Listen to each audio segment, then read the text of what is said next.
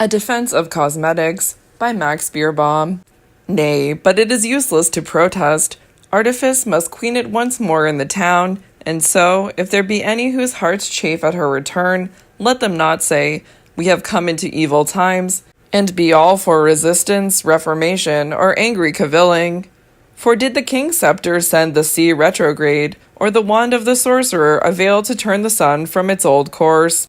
And what man, or what number of men, ever stayed that inexorable process by which the cities of this world grow and are very strong, fail, and grow again? Indeed, there is charm in every period, and only fools and flutterpates do not seek reverently for what is charming in their own day. No martyrdom, however fine, nor satire, however splendidly bitter, has changed by a little tittle the known tendency of things. It is the times that can perfect us, not we the times. And so let all of us wisely acquiesce. Like the little wired marionettes, let us acquiesce to the dance. For behold, the Victorian era comes to its end, and the day of Sanctus Simplicitus is quite ended. The old signs are here, and the portents to warn the seer of life that we are ripe for a new epoch of artifice. Are not men rattling the dice box and ladies dipping their fingers in the rouge pot?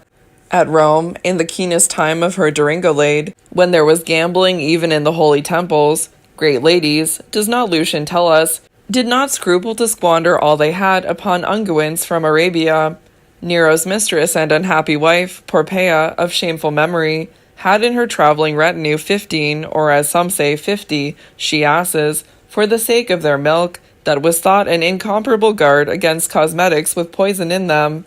Last century, too, when life was lived by candlelight, and ethics was but etiquette, and even art a question of punctilio, women, we know, gave the best hours of the day to the crafty farting of their faces and the towering of their coiffures, and men, throwing passion into the wine-bowl to sink or swim, turned out thought to browse upon the green cloth.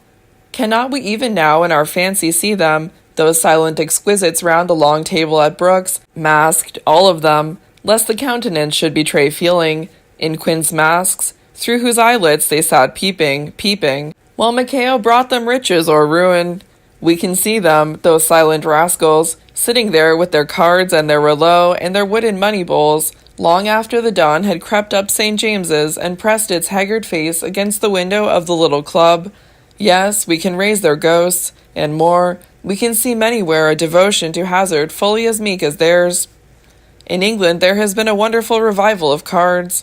Baccarat may rival dead Pharaoh in the tale of her devotees. We have all seen the sweet English chatelaine at her roulette wheel, and ere long it may be that tender parents will be writing to complain of the compulsory baccarat in our public schools. In fact, we are all gamblers once more, but our gambling is on a finer scale than ever it was. We fly from the card room to the heath, and from the heath to the city, and from the city to the coast of the Mediterranean. And just as no one seriously encourages the clergy in its frantic efforts to lay the spirit of chance that has thus resurged among us, so no longer are many faces set against that other great sign of a more complicated life, the love for cosmetics. No longer is a lady of fashion blamed if, to escape the outrageous persecution of time, she fly for sanctuary to the toilet table, and if a damosel, prying in her mirror, be sure that with brush and pigment she can trick herself into more charm, we are not angry. Indeed, why should we ever have been? Surely it is laudable, this wish to make fair the ugly and overtop fairness. And no wonder that within the last 5 years the trade of the makers of cosmetics has increased immoderately, 20-fold, so one of these makers has said to me, "We need but walk down any modish street and peer into the little broughams that flit past, or, in Thackeray's phrase, under the bonnet of any woman we meet, to see over how wide a kingdom rouge reigns." And now that the use of pigments is becoming general, and most women are not so young as they are painted, it may be asked curiously how the prejudice ever came into being. Indeed, it is hard to trace folly, for that it is inconsequent, to its start, and perhaps it savors too much of reason to suggest that the prejudice was due to the tristful confusion man has made of soul and surface. Through trusting so keenly to the detection of one by keeping watch upon the other, and by force of the 1,000 errors following, he has come to think of surface even as the reverse of soul. He seems to suppose that every clown beneath his paint and lip salve is moribund and knows it, though in verity, I am told, clowns are as cheerful a class of men as any other. That the fairer the fruit's rind and the more delectable its bloom, the closer are packed the ashes within it. The very jargon of the hunting field connects cunning with a mask, and so perhaps came man's anger at the embellishment of woman, that lovely mask of enamel with its shadows of pink and tiny penciled veins. What must lurk behind it? Of what treacherous mysteries may it not be the screen? Does not the heathen lacquer her dark face, and the harlot paint her cheeks, because sorrow has made them pale? After all, the old prejudice is a-dying. We need not pry into the secret of its birth. Rather is this a time of jolliness and glad indulgence, for the era of rouge is upon us, and as only in an elaborate era can man, by the tangled accrescency of his own pleasures and emotions, reach that refinement which is his highest excellence, and by making himself, so to say, independent of nature, come nearest to God, so only in an elaborate era is woman perfect. Artifice is the strength of the world, and in that same mask of paint and powder, shadowed with vermeil tinct and most trimly penciled, is woman's strength. For see, we need not look so far back to see woman under the direct influence of nature. Early in this century, our grandmothers, sickening of the odor of faded exotics and spilt wine, came out into the daylight once more, and let the breezes blow around their faces and enter, sharp and welcome, into their lungs. Artifice they drove forth, and they set Martin Tupper upon a throne of mahogany to rule over them. A very reign of terror set in.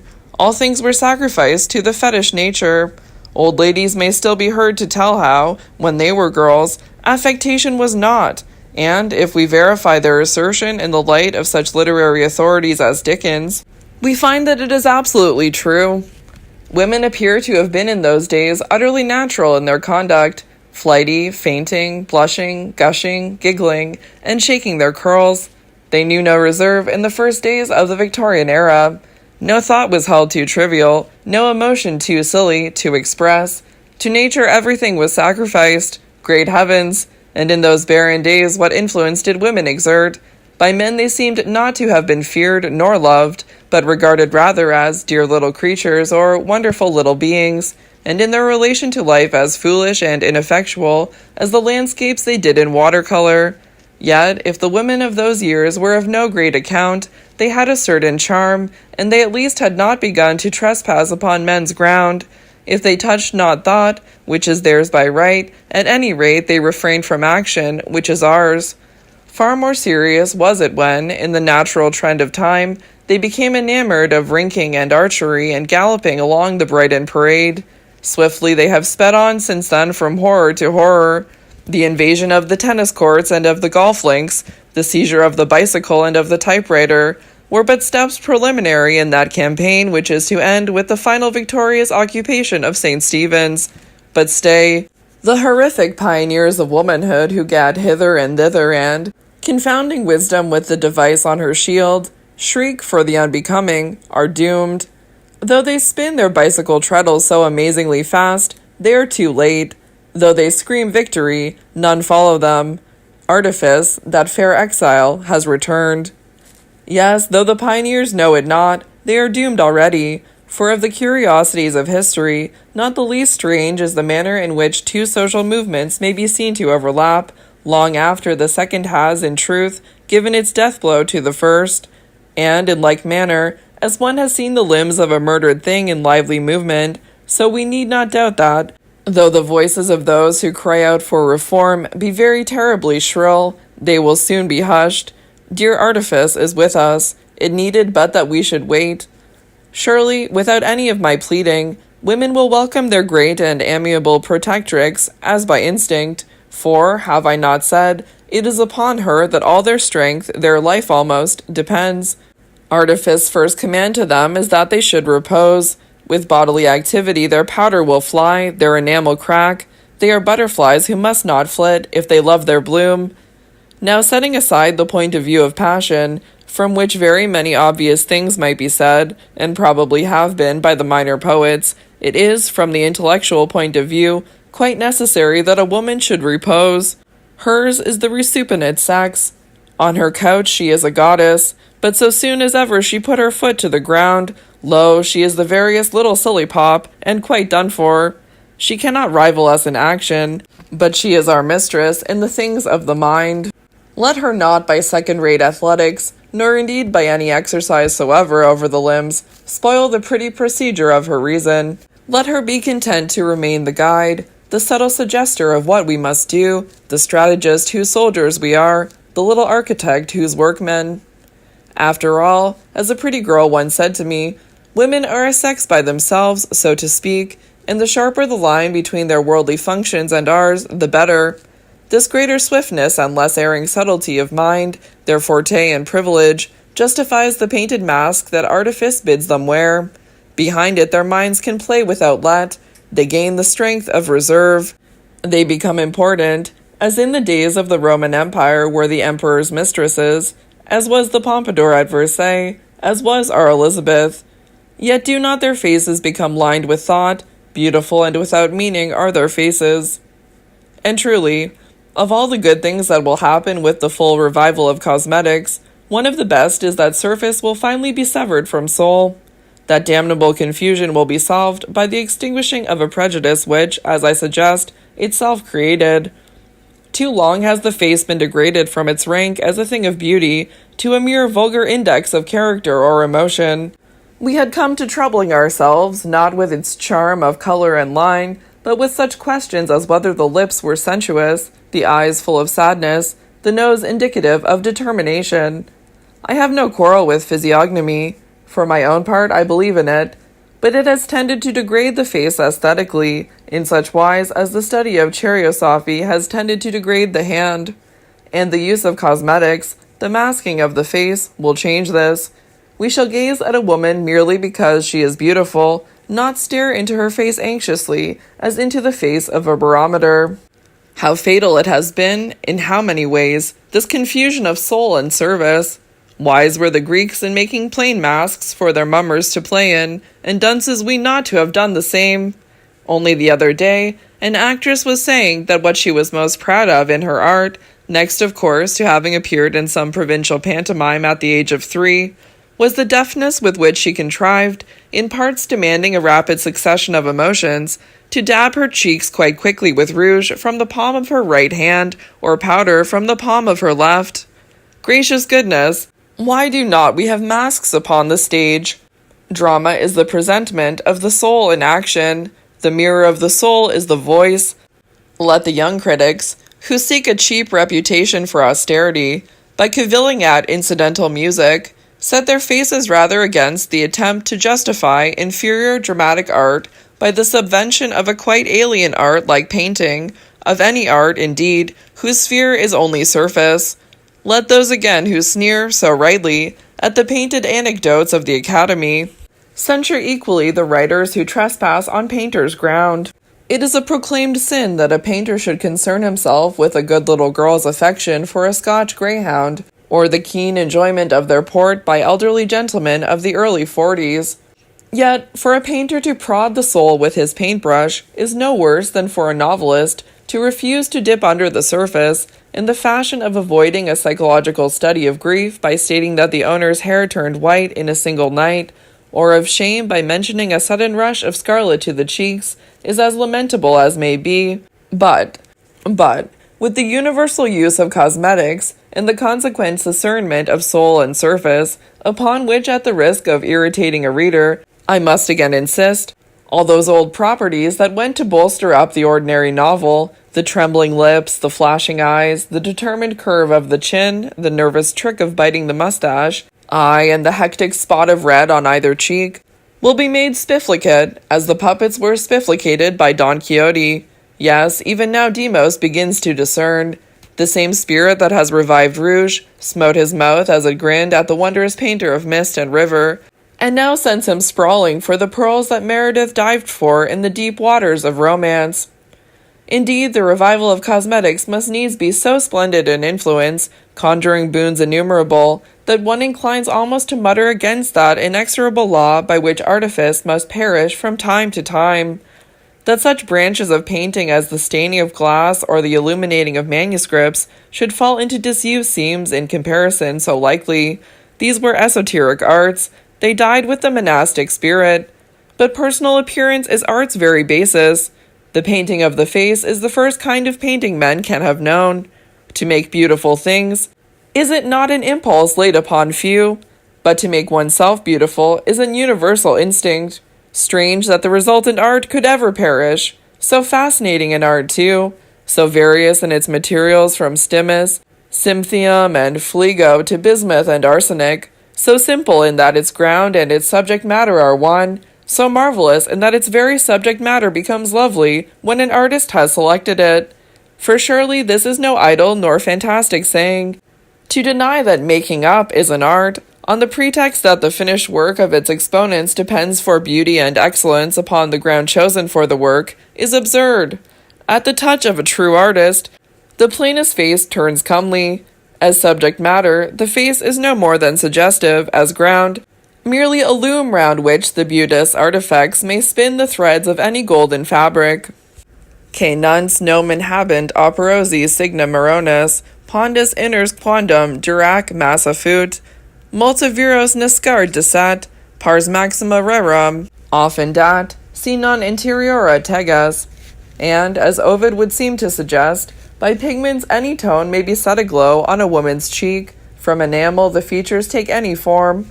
Insomuch that surely the advocates of soup kitchens and free libraries, and other devices for giving people what Providence did not mean them to receive, should send out pamphlets in the praise of self-embellishment, for it will place beauty within easy reach of many who could not otherwise hope to attain to it.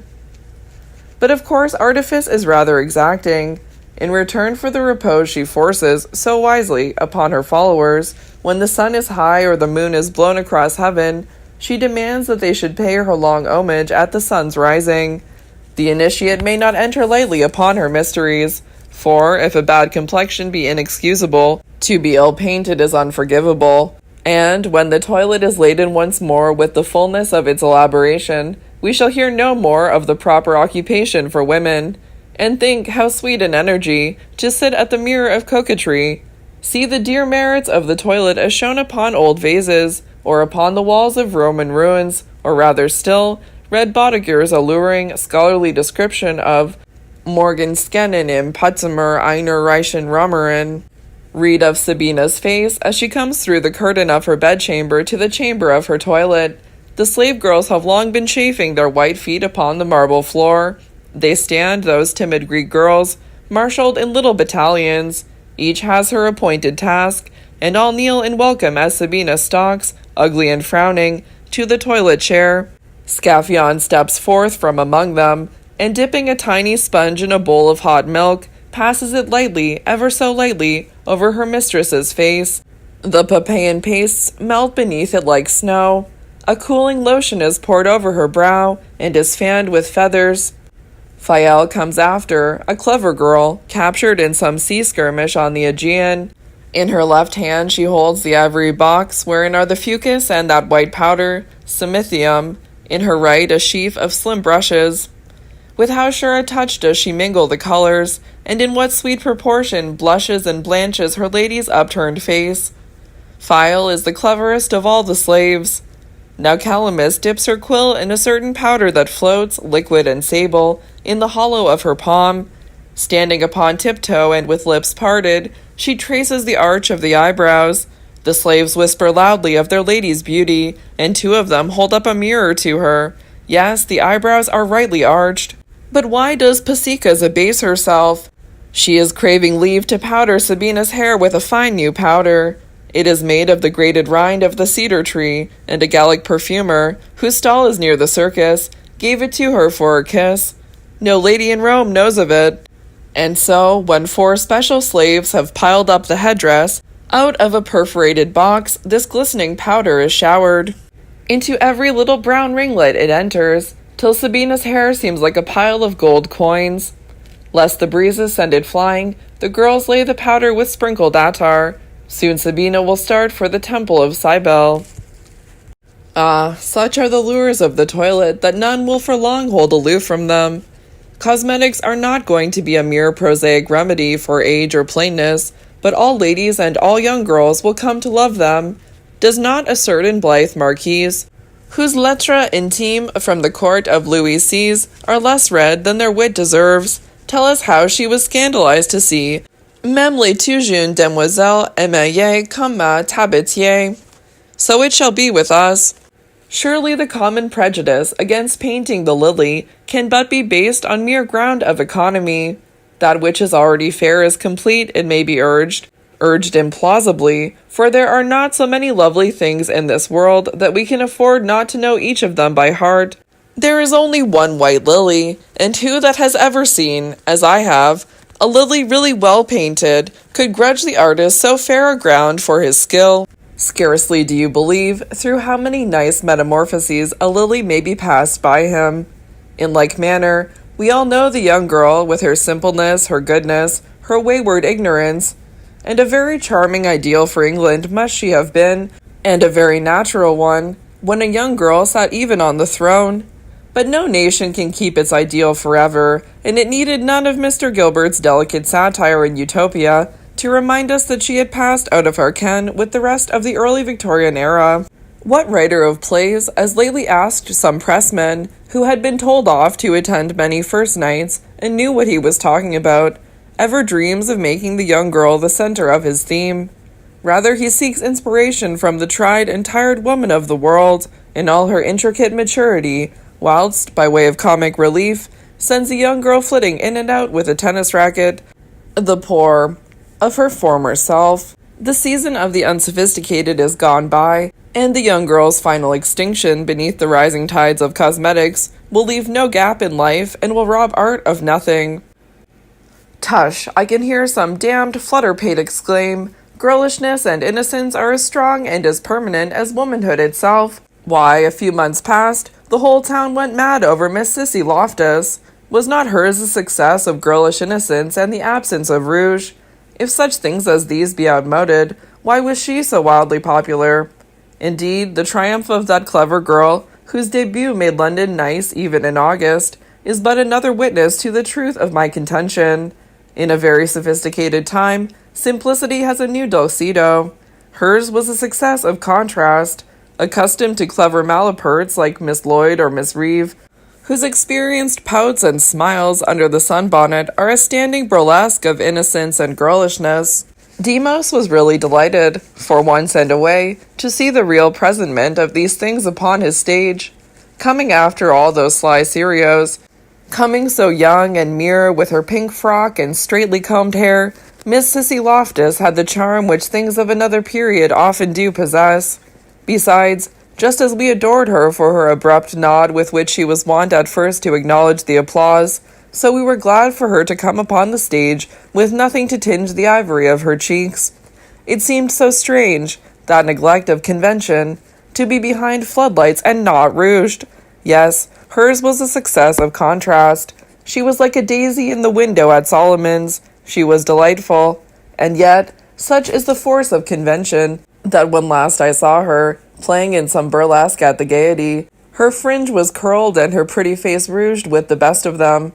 And, if further need be to show the absurdity of having called her performance a triumph of naturalness over the jaded spirit of modernity, let us reflect that the little mimic was not a real old-fashioned girl after all.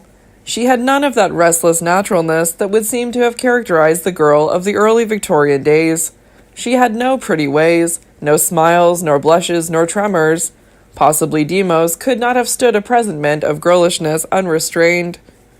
But, with her grave insouciance, Miss Sissy Loftus had much of the reserve that is one of the factors of feminine perfection, and to most comes only, as I have said, with artifice.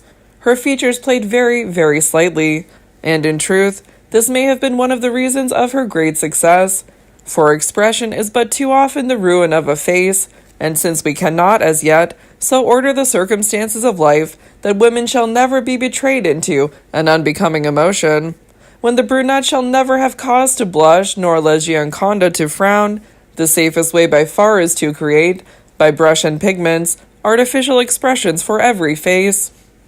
And this, say you, will make monotony. You are mistaken, toto calo mistaken. When your mistress has wearied you with one expression, then it will need but a few touches of that pencil, A backward sweep of that brush, and lo, you will be reveling in another. For though, of course, the painting of the face is, in manner, most like the painting of canvas, in outcome it is rather akin to the art of music, lasting, like music's echo, not for very long, so that, no doubt, of the many little appurtenances of the reformed toilet table, not the least vital will be a list of the emotions that become its owner, with recipes for simulating them. According to the color she wills her hair to be for the time, black or yellow or, peradventure, burnished red, she will blush for you, sneer for you, laugh or languish for you. The good combinations of line and color are nearly numberless, and by their means poor restless woman will be able to realize her moods and all their shades and lights and dappledoms, to live many lives and masquerade through many moments of joy. No monotony will be, and as for us men, matrimony will have lost its sting. But that in the world of women they will not neglect this art, so ripping in itself, in its results so wonderfully beneficent, I am sure indeed. Much, I have said, is already done for its full revival. The spirit of the age has made straight the path of its professors. Fashion has made Jezebel surrender her monopoly of the rouge pot. As yet, the great art of self-embellishment is for us but in its infancy. But if English women can bring it to the flower of an excellence so supreme as never yet has it known, then, though old England lose her martial and commercial supremacy, we patriots will have the satisfaction of knowing that she has been advanced at one bound to a place in the councils of aesthetic Europe. And, in sooth, is this hoping too high of my countrywomen? True that, as the art seems always to have appealed to the ladies of Athens, and it was not until the waning time of the Republic that Roman ladies learned to love the practice of it, so Paris, Athenian, in this as in all other things, has been noted hitherto as a far more vivid centre of the art than London. But it was in Rome, under the emperors, that ungunteria reached its zenith, and shall it not be in London soon that ungunteria shall outstrip its Roman perfection? Surely there must be among us artists as cunning in the use of brush and puff as any who lived at Versailles. Surely the splendid, impalpable advance of good taste, as shown in dress and in the decoration of houses, may justify my hope of the preeminence of English women in the cosmetic art. By their innate delicacy of touch, they will accomplish much, and much, of course, by their swift feminine perception. Yet it were well that they should know something also of the theoretical side of the craft. Modern authorities upon the mysteries of the toilet are, it is true, rather few, but among the ancients many a writer would seem to have been fascinated by them. Archigenes, a man of science at the court of Cleopatra, and Crichton at the court of the Emperor Trajan, both wrote treatises upon cosmetics, doubtless most scholarly treatises that would have given many a precious hint. It is a pity they are not extant. From Lucian or from Juvenal, with his bitter picture of a Roman levee, much may be learnt. From the staid pages of Xenophon and Aristophanes, dear farces. But best of all is that fine book of the Ars Amatoria that Ovid has set aside for the consideration of dyes, perfumes, and pomades. Written by an artist who knew the allurement of the toilet and understood its philosophy, it remains without rival as a treatise upon artifice. It is more than a poem, it is a manual, and if there be left in England any lady who cannot read Latin in the original, she will do well to procure a discreet translation. In the Bodleian Library there is treasured the only known copy of a very poignant and delightful rendering of this one book of Ovid's masterpiece. It was made by a certain Y. Waltonstall, who lived in the days of Elizabeth, and, seeing that he dedicated to it the virtuous ladies and gentlewomen of Great Britain, I am sure that the gallant writer, could he know of our great renaissance of cosmetics, would wish his little work to be placed once more within their reach. Inasmuch as to you, ladies and gentlemen, so he writes in his queer little dedication, my book of pigments doth first address itself, that it may kiss your hands, and afterward have the lines thereof in reading, sweetened by the odor of your breath, while the dead letters formed into words by your divided lips may receive new life by your passionate expression, and the words married in that ruby-colored temple may thus happily united multiply your contentment. It is rather sad to think that, at this crisis in the history of pigments, the virtuous ladies and gentlewomen cannot read the libellous, of Y. Waltonstall, who did so dearly love pigments. But since the days when these great critics wrote their treatises, with what gifts innumerable has artifice been loaded by science? Many little partitions must be added to the Narthecium before it can comprehend all the new cosmetics that have been quietly devised since classical days, and will make the modern toilet chalks away more splendid in its possibilities. A pity that no one has devoted himself to the compiling of a new list. But doubtless all the newest devices are known to the Admiral Aguentarians of Bond Street, who will impart them to their clients. Our thanks, too, should be given to science for ridding us of the old danger that was latent in the use of cosmetics. Nowadays they cannot, being purged of any poisonous element, do harm to the skin that they make beautiful. There need be no more sowing the seeds of destruction in the furrows of time, no martyrs to the cause like Maria, Countess of Coventry, that fair dame but infelix, who died, so they relate, from the effect of a poisonous rouge upon her lips. No, we need have no fears now. Artifice will claim not another victim from among her worshippers. Loveliness shall sit at the toilet, watching her oval face in the oval mirror. Her smooth fingers shall flit among the paints and powder, to tip and mingle them, catch up a pencil, clasp a vial, and what not, until the mask of vermeil tinct has been laid rapidly, the enamel quite hardened. And heavens, how she will charm us and ensorcel our eyes! Positively, rouge will rob us for a time of all our reason. We shall go mad over masks. Was it not at Capua that they had a whole street where nothing was sold but dyes and unguents? We must have such a street, and, to fill our new Saplasia, our arcade of the unguents, all herbs and minerals and live creatures shall give of their substance.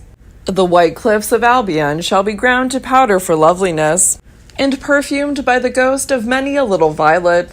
The fluffy eider ducks that are swimming round the pond shall lose their feathers, that the powder puff may be moon-like as it passes over loveliness's lovely face.